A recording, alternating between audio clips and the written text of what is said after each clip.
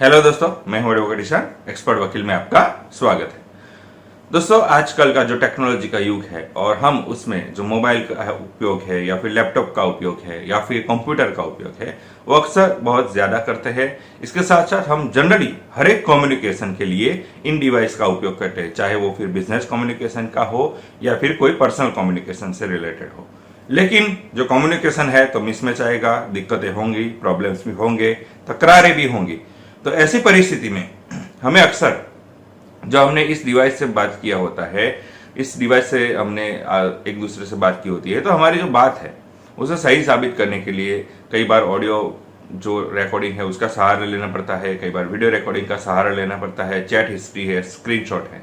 तो ये सारी जो इलेक्ट्रॉनिक डिवाइस पर जो अवेलेबल है वो सारी चीजों को हमारी बात सही साबित करने के लिए कोर्ट में पेश करना कई बार अनिवार्य हो जाता है। लेकिन क्या ये जो इलेक्ट्रॉनिक डिवाइस के जो एविडेंस है, क्या उसे कोर्ट में पेश किया जा सकता है? क्या कोर्ट इसे एक्सेप्ट करेगी और इसे कोर्ट में पेश किया जा सकता है?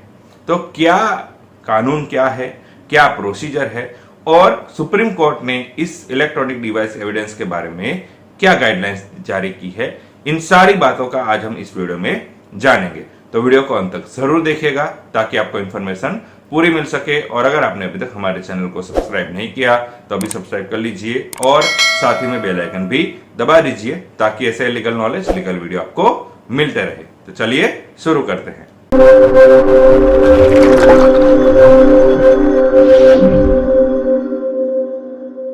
तो फ्रेंड्स, बात करते हैं कि इलेक्ट्रॉनिक एविडेंस को कोर्ट में किस तरीके से पेश किया जा सकता है, क्या प्रोसीजर है और कानून का प्रावधान क्या है।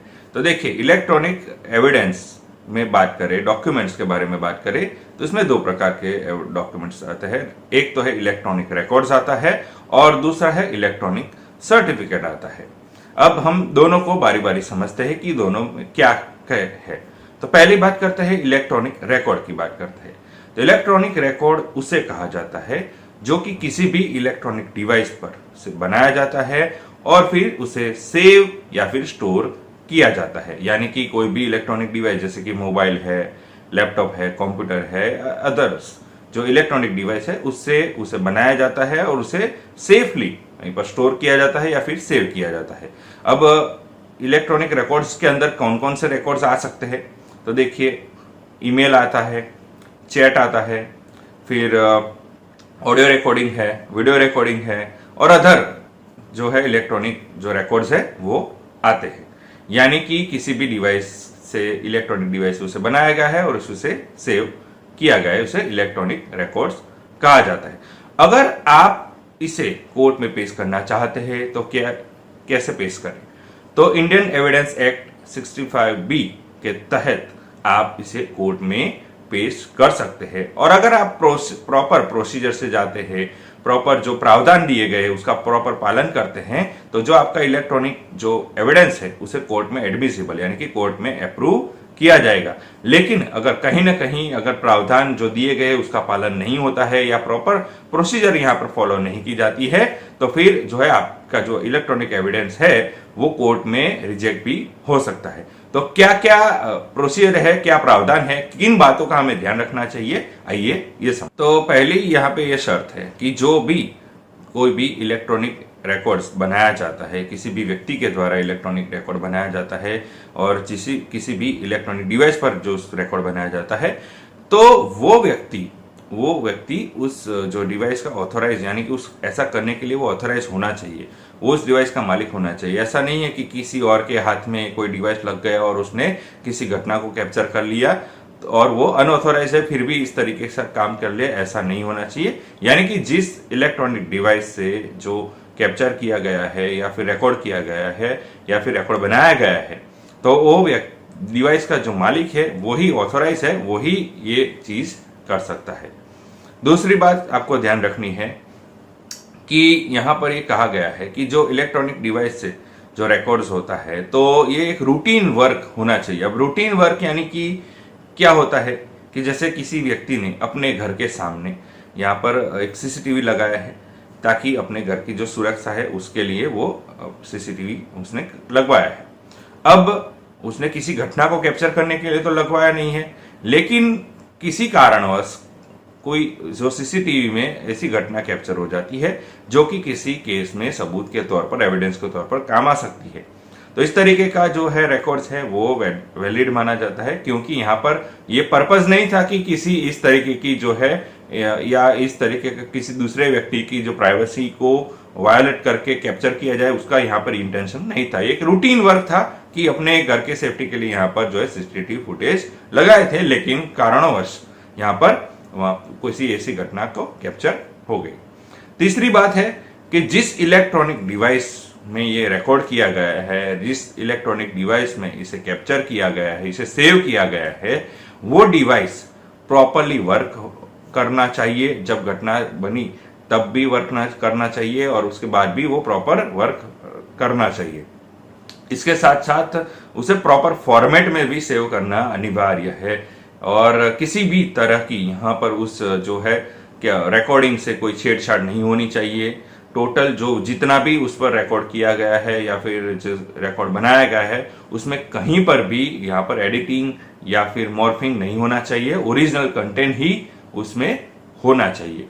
ये बातों का ध्यान रखना है कि पहली की जो वर्सन जो डिवाइस से रिकॉर्ड कर रहा है वो डिवाइस का जो ऑथोराइज पर्सन होना चाहिए। सेकेंड थिंग, एक रूटीन वर्क से रिलेटेड होना चाहिए। ऐसा नहीं है कि किसी को ट्रैप या कैप्चर करने के लिए घटना बनाई जाए, ऐसा नहीं होना चाहिए। और थर्ड थिंग, जिस डिवाइस से और जिस इलेक्ट्रॉनिक रिकॉर्ड को बनाया गया है उसमें किसी भी प्रकार की छेड़खानी नहीं होनी चाहिए, किसी भी प्रकार का टेम्परिंग नहीं होना चाहिए और ओरिजिनल कंटेंट ही उसमें होना चाहिए। और वो उस जब ये रिकॉर्डिंग किया गया हो तब ये प्रॉपरली डिवाइस वर्क भी करना चाहिए। ये तो बात हो गई इलेक्ट्रॉनिक रिकॉर्ड्स की कि किस तरीके से बनाया जा सकता है, किस तरीके से उसे सेव किया जा सकता है, किस तरीके से उसे स्टोर किया जा सकता है। अब बात करते हैं कि क्या इसे जब हमने सेव कर लिया या फिर अब किसी पेन ड्राइव में या फिर सीडी के फॉर्मेट में हम सीधा ही कोर्ट में एक एप्लीकेशन दे के अगर कोर्ट में प्रोड्यूस करेंगे तो क्या ये वैलिड मान लिया जाएगा? क्या कोर्ट इसे एक्सेप्ट करेगा? तो इसे कोर्ट इस तरीके से एक्सेप्ट नहीं करेगा।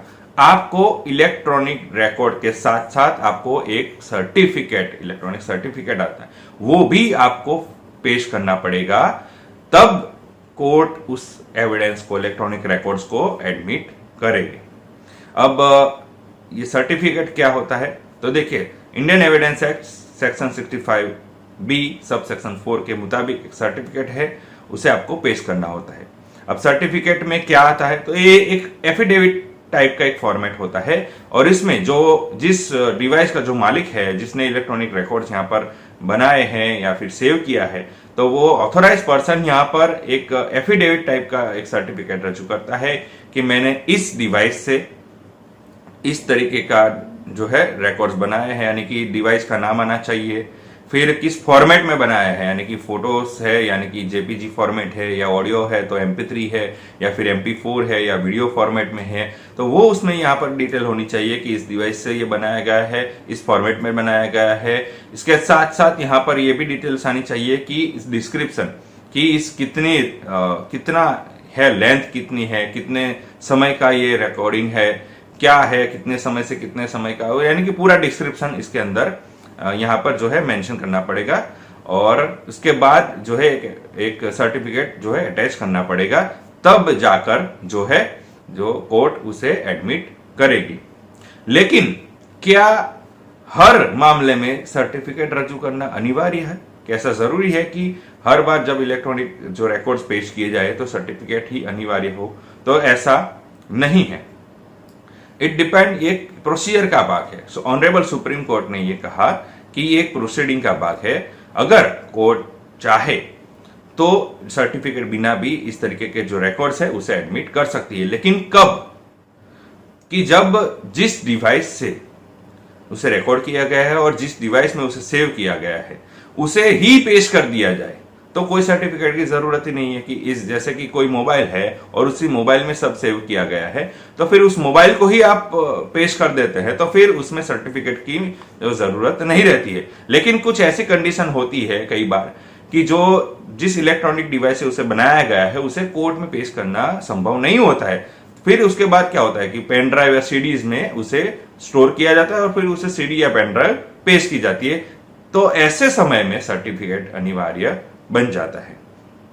तो यहाँ पर हमने जाना इस वीडियो में कि इलेक्ट्रॉनिक जो डिवाइस के जो रिकॉर्ड्स है उसे किस तरीके से हम रिकॉर्ड कर सकते हैं, क्या प्रॉपर तरीका है जिससे रिकॉर्ड किया जाए, और रिकॉर्ड करने के बाद किस तरीके से स्टोर किया जा सकता है, और स्टोर करने के बाद अगर कोर्ट में हमें उसे प्रस्तुत करना हो तो कोर्ट में किस तरीके से प्रस्तुत किया जाए, ताकि जो है हमारा जो एक इंपॉर्टेंट इलेक्ट्रॉनिक रिकॉर्ड्स है, एविडेंस है, वो कोर्ट में एडमिसिबल हो जाए। तो दोस्तों कैसी लगी इन्फॉर्मेशन जरूर बताइएगा। दोस्तों अगर आपको ये वीडियो अच्छा लगा है तो इसे लाइक कीजिए, शेयर कीजिए। कोई सवाल हो तो आप कमेंट जरूर कर सकते हैं। दोस्तों अगर आपने अभी तक हमारे चैनल को सब्सक्राइब नहीं किया तो अभी सब्सक्राइब कर लीजिए और साथ ही में बेल आइकन भी दबा दीजिए, ताकि ऐसे लीगल नॉलेज, लीगल वीडियो आपको मिलते रहे। इसके साथ ही आप हमें हमारे social media platform Facebook, Twitter, Instagram और लिंक्डइन पर भी फॉलो कर सकते हैं। और इस वीडियो को पूरा देखने के लिए धन्यवाद।